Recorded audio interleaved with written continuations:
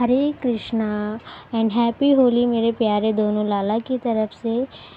कृष्ण ने मुझे इस होली पर क्या मैसेज दिया है वो मैं आपके साथ शेयर करूंगी और आप भी मेरे साथ इस छोटी सी होली का हिस्सा बनिए, एंजॉय कीजिए मेरे साथ।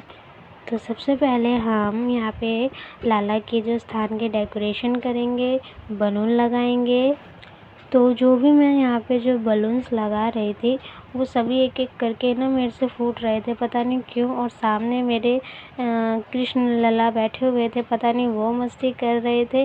फिर मैंने दोबारा, पता है आपको, हम कभी कभी किसी के लिए इतने इम्पोर्टेंट भी नहीं होते लाइफ में जितना हम समझ लेते हैं।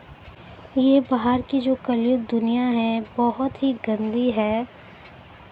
यहाँ पर हम किसी को अपना नहीं मान सकते, ना ही भरोसा कर सकते। जब भी आप किसी पे भरोसा करेंगे या उम्मीद करेंगे वही इंसान आपको अंदर से तोड़ देगा।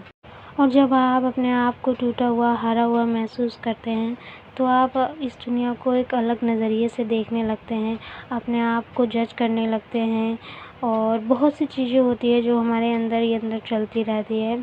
पर श्री कृष्ण भगवद गीता में कहते हैं, अगर आप अपनी साफ नीयत और साफ दिल से रिश्ता निभाते हैं और सामने वाला छल कपट कर रहा है तो टाइम आने पर उसको सब उसका दुगना मिलता है।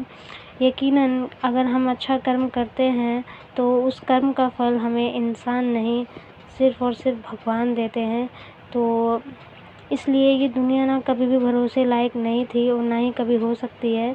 ये कलयुग है और यहाँ पर ना बहुत सोच समझ कर किसी पर भरोसा करना चाहिए। तो इस होली पर श्री कृष्ण ने मुझे यही मैसेज दिया है, इस दुनिया में हमारा कोई नहीं होता है।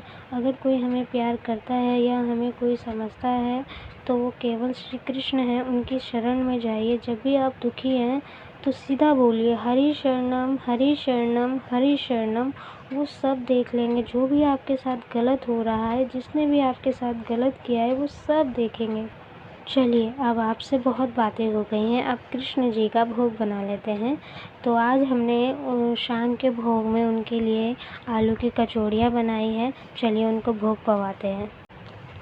तो हमारे लाला ने सुबह ही हम सबके साथ होली खेल ली थी। आशा करती हूँ आप सबकी भी होली अच्छे से गई हो और कृष्ण जी हमेशा आप पर प्यार बरसाए रहें, आपको सही मार्ग दिखाएं, हमेशा आपके साथ रहें, सभी के साथ रहें। और इस दुनिया में कुछ नहीं रखा है, रिश्ते नातों में कुछ भी नहीं रखा, सिवाय आप छोटी उम्मीद लगा लेते हैं लोगों से, धोखा ही मिलता है, उम्मीद भी टूटती है, कुछ नहीं रखा है इन सब में। श्री कृष्ण बोलते हैं कि इस दुनिया में हमारे दुख का कारण हमारी उम्मीद और आशाएं होती हैं जो हमें ज़्यादा ही दुख देती हैं।